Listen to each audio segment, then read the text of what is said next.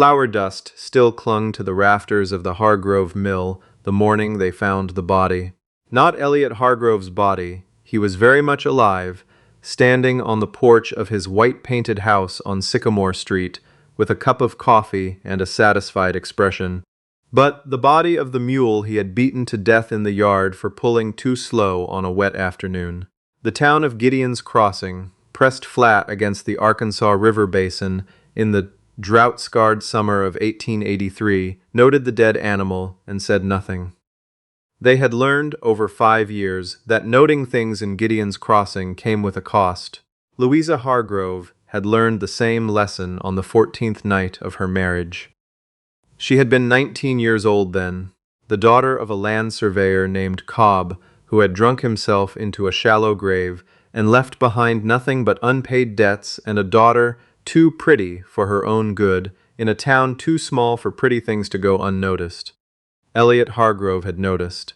He was 41, barrel-chested, with silver at his temples, and the kind of confident, easy authority that passed for character in a frontier settlement. He owned the grist mill, the grain storage, the only working cotton gin within 40 miles, and the goodwill of every farmer from the river basin to the eastern bluffs, who depended on his machinery to survive the season.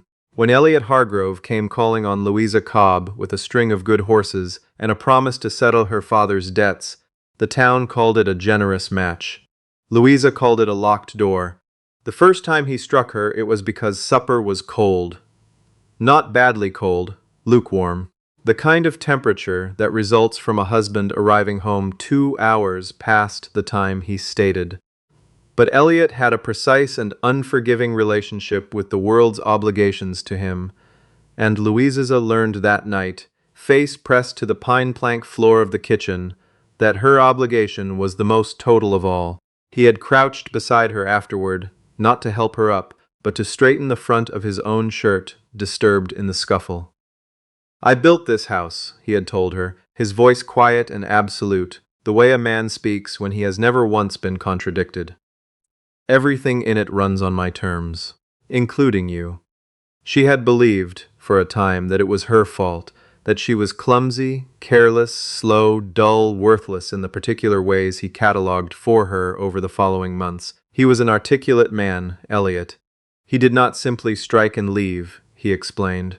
He outlined her deficiencies with the measured patience of a schoolteacher, and then he illustrated his corrections with his hands, his belt, or, once, memorably, the iron ladle from the soup pot that left a crescent-shaped burn across her left forearm that she told Mrs. Dunbar at the dry goods store had come from a cooking accident.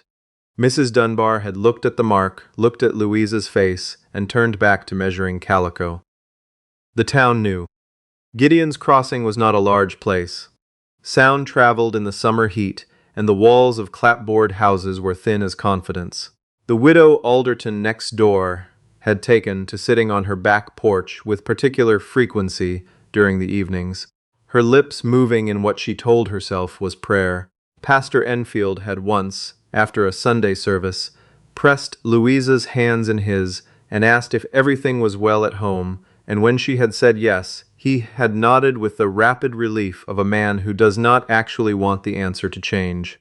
Deputy Shelby, who was technically the law of Gideon's Crossing, but was practically Elliot Hargrove's second employee, had responded to the one occasion Louisa had fled. A February night, nightgown soaked through with sleet, barefoot on the mud road, by driving her back in his buckboard, and accepting a $20 handshake from Elliot on the porch. "Wives get frightened of their own shadows sometimes," Shelby had told Elliot, loud enough for Louisa to hear through the parlor window. No harm done. The harm done was extensive. By her 4th year of marriage, Louisa had 2 cracked ribs that had healed crooked, a left eardrum that rang in cold weather from a blow she'd taken in the winter of 1881, and a collection of small, practiced lies she deployed with the fluency of a second language. She was thin in the way that people who live in constant fear are thin, her body spending its energy on vigilance rather than flesh. She had been a girl who loved to draw, wildflowers mostly, in a sketchbook she'd kept since she was 12.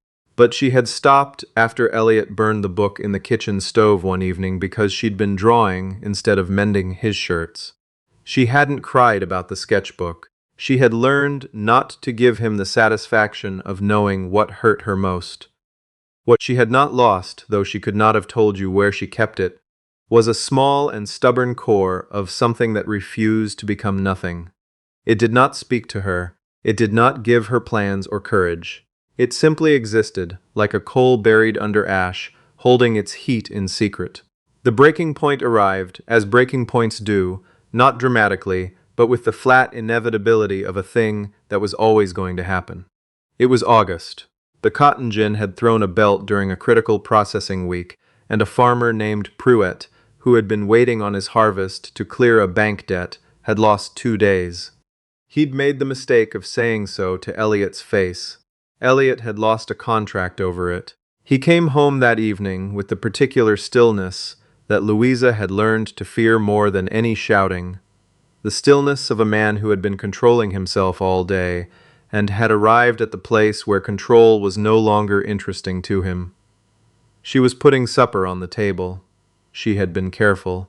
The food was hot, the table was set, the lamp was trimmed. None of it mattered. He walked past the table without sitting, stood in the center of the kitchen, and looked at her the way a man looks at a thing he has decided to break. What followed left Louisa on the floor of the bedroom. Unable to stand, her vision doubling, something wrong with her wrist from where she had thrown her arm up to protect her face. She lay there listening to Elliot wash his hands in the basin, dry them on the good towel, and walk out the front door. Presumably to the saloon, where he was well-liked and excellent company, and bought rounds for the house. She did not know how long she lay there. Long enough for the supper to go cold and the lamp to burn low. She was thinking, with a dim and half-formed clarity, that she was not going to survive another year of this, that the coal buried in her chest was going to go out, and then there would be nothing left to lose. It was into this stillness that the sound came, not from inside the house, from outside, from the road, the clank and thud of something heavy being set down, and then a knock. Not Elliot's knock, which was never a knock at all, but a simple turning of the knob he owned, but a real knock. Firm, unhurried, 2 strikes. Louisa did not move at first. Then, because she had nothing left to fear losing, she got up. The man on her porch was enormous. That was the first and most immediate fact. He stood in the yellow light from the open door, and he seemed to fill the whole frame of it, broad as a barn door, and carrying the kind of stillness that belongs to large things that are very confident of their size. He was a riverman, or had been. She would learn this later. A flatboat man who had spent 15 years running freight on the Arkansas and the Mississippi, and had eventually run far enough south and west that the rivers ended and the dry bluffs began, and he had stayed. His name was Grover Dix. The men who worked with him called him Dix. He had a face like a hatchet left out in the weather, all flat plains and old sun, and his hands on the porch railing were the size of small shovels. He smelled of river mud and pine tar, and something clean underneath, like cold water over rock. He was not there for her. He was there because his pack horse had thrown a shoe on the river road, and he had seen her house light and needed to know if there was a farrier in town or a rasp he could borrow until morning. But when she opened the door, he saw her face. He did not gasp. He did not perform the pantomime of shock that people who had never actually seen such a thing before performed. He simply went quiet in the way of a man absorbing information. His gray eyes moved over her, the swollen eye, the way she was holding her wrist against her stomach, the bare feet on the cold porch boards, and he was very still for a moment. "Ma'am," he said, "is there somebody in the house?" "No," she said. And then, because she was past the point of careful lying, "Not right now." He nodded once, slowly. "Are you able to stand all right?" She said she was. She wasn't entirely, but she said it. "I'll be direct with you," Dick said, and his voice was a low river current voice that didn't rise or fall much. "I'm not going to pretend I don't see what I see, and I'm not going to walk on to find a farrier and leave you standing on your own porch in August with no shoes on and your eyes swelled shut. So if you'll tell me what you need, I'll do what I can, and if you tell me to go away, I'll go away. But I'd rather not." Louisa Hargrove stood on her porch in the hot dark and looked at a stranger who had not asked her to explain or minimize or be reasonable about any of it, and something inside her, the coal, the stubborn and buried thing, lurched upward like a flame catching. She said, "I need to not be here when he comes back." "All right," said Dix. "Then we'd better move." There was no theatrical moment. There was no time for one. She put on her boots and took the $23 she had been hiding in the false bottom of the flour, tin for 2 years, and her mother's small silver locket and nothing else, because Dix said they were walking, and the pack horse was already carrying weight. They went out through the garden gate and down the back alley and through the feed lot at the edge of town, and onto the river road before the saloon lights were even dimmed. Elliot came home to a cold kitchen and an open flour tin, and the distinct impression that something had changed irrevocably in the architecture of his life. He did not take it quietly. He went first to Deputy Shelby, who was nominally interested but fundamentally useless. Then he sent word to a man in Fort Smith named Carver, who was professionally useful for exactly this kind of situation. Carver was a tracker and sometime bounty agent who was not affiliated with any law Louisa was aware of, but who had a reputation for finding things that preferred not to be found and returning them to whoever was paying. But Carver would not move until he had information, and information took time. And by the time Elliot had assembled his forces and his fury into something operational, Louisa was already 2 river counties away. The first days were hard in the particular way that freedom is hard when you have forgotten how to use it. Dix had a camp on a creek tributary 6 miles from the nearest settlement, a simple thing, a canvas lean-to and a fire ring and a flat rock he used as a workbench, and he put her there without ceremony and went back to deal with his horse. He was not a tender man. He did not fuss over her, or wrap her in blankets, or speak to her in the soft, careful voice people used with injured animals. He treated her, from the first, as a competent person in a bad situation, which was more dignity than anyone had offered her in 5 years. He looked at her wrist. "Fractured," he said, "not broken clean through, the kind that would heal if it was kept still." And he made a splint from 2 barrel staves and linen strips from a torn shirt, and told her to keep it elevated and out of the water. He gave her strong coffee and cornbread and asked her if she was feverish. She wasn't.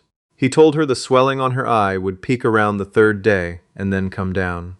He had seen injuries like this before. She did not ask how many times, or in what context.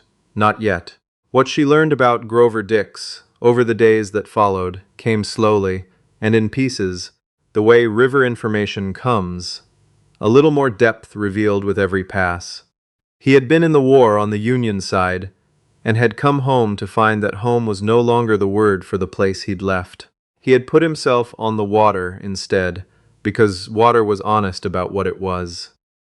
It did not pretend to be anything other than a force moving in a direction, and it did not ask you to be anything other than someone who understood which way it ran.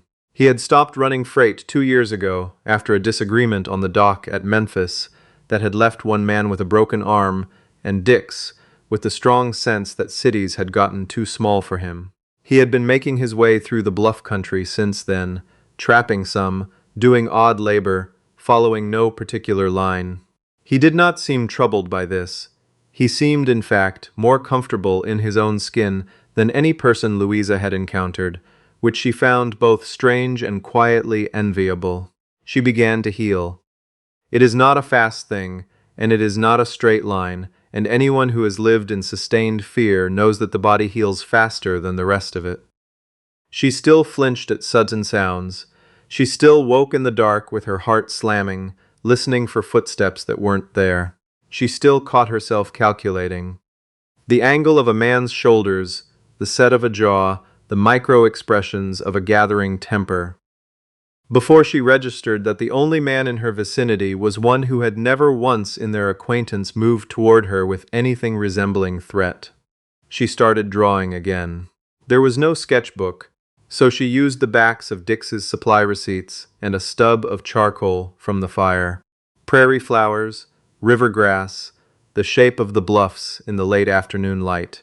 Dix found the drawings on the rock one morning and held them at arm's length and looked at them for a long time. He didn't say anything effusive. He said, "You've got a good eye for how the light sits on things." It was the finest compliment she had received in 5 years. She kept drawing. September came in hot and then broke suddenly into the cool that presaged the early Arkansas fall. They had moved camp twice, following game and water, and the radius of Louisa's world had expanded from the immediate circle of the lean-to to the whole of the creek valley and the limestone ridge above it. Dix was teaching her, without framing it as teaching, the way knowledge passes between people who are working alongside each other, how to read the water for depth and current, how to set a line, how to split green wood and season it faster by standing it upright in the wind. She learned that she had physical capabilities she had never been permitted to develop, that her hands were strong and her sense of spatial geometry was good, and that she could, with practice, throw a hatchet with reasonable accuracy. "What are you smiling at?" Dix asked her one morning, not looking up from the line he was splicing. "I hit the mark 3 times in a row," she said. "4, if you count the ricochet," he said. She counted the ricochet. What grew between them was not a rushed thing and not a simple thing. It was the kind of regard that develops when two people have been honest with each other in circumstances that discourage dishonesty, and have found that the other person can be trusted with the weight of that honesty. He did not push, she did not perform. They existed for a time, in the clean, uncomplicated space of two people learning each other's actual dimensions, and it was nothing like what she had been told love was supposed to look like, and it was more real than anything she had felt since she was a girl drawing flowers in a book no one had burned yet. But Elliot was not a man who released what he considered his property without a receipt. Carver arrived in the Creek Valley on a cool October morning, ahead of the news of his coming by about 40 minutes. Exactly the time it took Dix to notice the displaced birds on the eastern ridge and understand what had displaced them. He had served in the war. He knew what silent moving men in the middle distance implied. "How many?" Louisa asked, not in a frightened voice, in the flat information-gathering voice she had been developing. "2 on the ridge," Dix said, already moving. "Carver, I'd expect to come from the creek road. Elliot will stay back and let other men take the first risk." She knew that about Elliot. The knowledge settled in her chest like a stone. Dix handed her the rifle without ceremony. It was a .44 Henry, lever action, heavier than it looked. He had put it in her hands 6 weeks ago, not as a gesture but as a practical assessment. She would need to know how to use it. "Breathe out, squeeze, don't jerk," he had told her then, and she had practiced until her shoulder ached, and her accuracy was something she trusted. "The ridge men will pin me at the water," Dix said. "Elliot will come to the camp." They looked at each other. There was no elaborate conversation. She knew what he was saying, and she knew that she was the only person who could hear it clearly enough to act on it. "Go," she said. Dix went. The camp was quiet for 7 minutes. She counted them. The fire ticked. The creek ran. A mockingbird in the cottonwood above her repeated itself 3 times and stopped. Then she heard the hooves on the creek road. Not fast, not cautious, the measured pace of a man who has never learned to imagine that consequences could come for him. Elliot Hargrove rode into camp on his good bay horse and looked at the fire and the lean-to and the rifle leaning against a rock, and then he looked at Louisa standing in the middle of the clearing, and his face went through a series of expressions she recognized like old country. First, the satisfaction of having found the thing he was looking for, then the contempt that was his default mode with her, then a slowly dawning recalibration as he processed the fact that she was not cowering, was not weeping, was not in any posture he associated with Louisa Hargrove. He dismounted. He said, "This is finished, Louisa. I don't know what he told you, but there is a legal document with your name on it, and you are coming home." "I'm not," she said. He stepped toward her. The same 3 long strides he always used, the ones that covered ground before she had time to prepare. "You worthless little—" She already had the Henry up, already had the stock seated against her shoulder exactly the way Dix had shown her, already had her breath released, and the front sight aligned on the center of Elliot Hargrove's chest. She did not fire. She did not need to. Elliot stopped. He stopped in the way that men who have never been physically resisted stop when they suddenly encounter it. With a kind of full-body blankness, the world refusing to behave according to its established rules. He looked at the rifle. He looked at her face above it. Whatever he expected to find there, panic, hesitation, the familiar collapsing of her nerve, was absent. What was there, instead, was something he had never seen on her face in 5 years of marriage, and what it looked like was someone he had very badly misjudged. From the ridge above the camp came the sound of one shot, followed by the particular quality of silence that follows a fight that has ended decisively. Then Carver's voice, carrying down through the cedars. "I'm walking away, Hargrove. The money's not worth the problem." The second man on the ridge did not speak. He simply disappeared into the timber. Hired men had their own calculations, and Dix had apparently made the math unworkable. Elliot stood in the clearing with a rifle aimed at his chest, and his hired help departing through the cedars and the full, sour weight of his miscalculation settling over him. He was not at his core a brave man. He was a man who had operated in conditions where his power was structural and absolute, and outside those conditions he had very little to fall back on. "You'll hang for this," he said, but the conviction had gone out of his voice. "You're going to ride back to Gideon's Crossing," Louisa said. Her voice was level. "You're going to tell Deputy Shelby that you couldn't find me, and then you're going to go see a lawyer, because I'll be writing to the circuit judge in Little Rock this week, and I intend to have this marriage dissolved on grounds that I expect will interest the court considerably." "You have no—" "I have names," she said. "I have Mrs. Alderton next door, and Pastor Enfield, and the Pruitt girl who saw me at the well in March with my arm in a sling, and the doctor in Fayetteville who set 2 of my ribs in 1881 and wrote it in his records as a domestic accident. You have a reputation, Elliot. I suggest you think about which is worth more to you, what's in those records, or the story you've been telling." Elliot Hargrove's face did something she had never seen it do. It went uncertain. The certainty was the one feature she had always considered as permanent and load-bearing as a foundation wall, and watching it shift was like watching something geological occur. He mounted his horse without another word. He did not look at her as he turned back down the creek road. She kept the rifle at her shoulder until the sound of his hooves had gone entirely. Then she lowered it and stood in the quiet of the clearing and felt the October air on her face, which was whole and unbruised, and her own. Dix came down from the ridge 20 minutes later, his shirt torn at the shoulder and a cut along his jawline that would need cleaning. He assessed the empty camp and the position of the rifle and looked at her. "He's gone," she said. "Figured he would be," Dix said. He sat down on the flat rock and started examining his shoulder. "You all right?" "Yes," Louisa said, and considered the truth of it. "More than I've been in a long time." He nodded, accepting this at face value, which was characteristic. She wrote to the circuit judge in Little Rock. She wrote to the doctor in Fayetteville. She wrote a careful, detailed, and entirely factual letter that was 11 pages long and took her 3 evenings to complete. She sent copies to 2 different parties so that no single interception could stop them.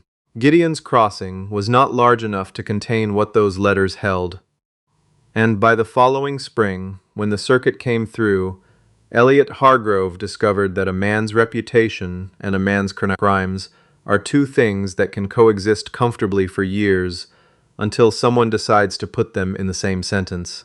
Deputy Shelby was dismissed. The mill and the grain storage were subject to a lien during the proceedings. The divorce was granted on terms that returned to Louisa what little property she had brought into the marriage, which was not much, but which was hers. She did not go back to Gideon's Crossing to watch any of it happen. She didn't need to.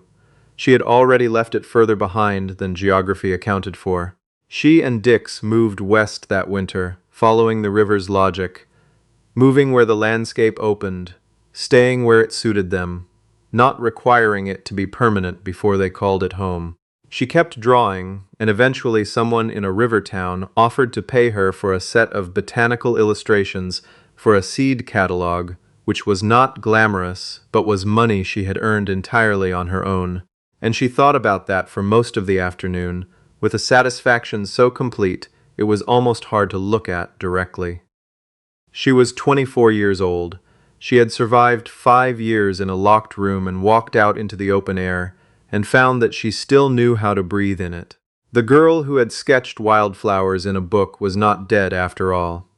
She had only been waiting, in the dark, for someone to knock on the door without trying to own what was on the other side of it. And the remarkable thing, the thing that still struck her sometimes in quiet moments, looking out at whatever river or bluff or cedar ridge the season had put in front of her, was not that she had been rescued. It was that she hadn't been, not really, not in the way the word usually meant. Dix had opened a door. He had handed her a rifle and trusted her to know what to do with it. The rest of it had been her own hands, her own voice, her own 11 pages of careful and irrefutable truth. That was the thing no one ever told you about surviving. It doesn't announce itself. It doesn't arrive in a blaze of certainty or a moment of transformation. It's just one morning you realize that the calculating, the shoulder watching, the jaw reading, the constant ambient arithmetic of a person in danger has gone quiet. And what's left in the silence is just you, older and harder and calloused in places you didn't used to be, but yours, entirely, finally, irrevocably yours.